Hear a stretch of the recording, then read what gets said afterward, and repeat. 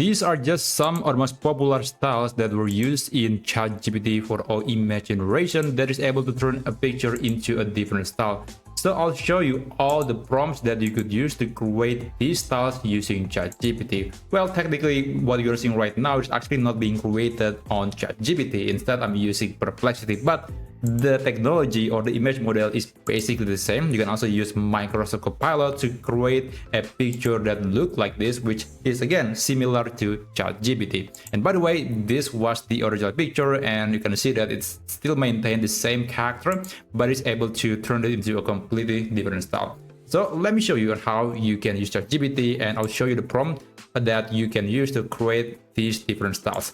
So let's navigate to chatgpt.com, and after that I'm gonna be uploading a picture. Let me click this and select this photo, and I'm gonna be using this prompt. Basically will create a 3D Pixar style animation into that photo. Let's click tools, create an image, and then send message. That's basically the process on ChatGPT, on Perplexity, and on Microsoft Copilot. It is more or less the same. So you can use this prompt and other AI prompts in the video description to create a different style. Alright, seems to be done. And just to remind you, this is the original picture, and this is the 3D version of that picture. Well, that looks amazing. So you can save the picture to your computer, and maybe you can use it on your social media account, and we're definitely going to give you a unique look.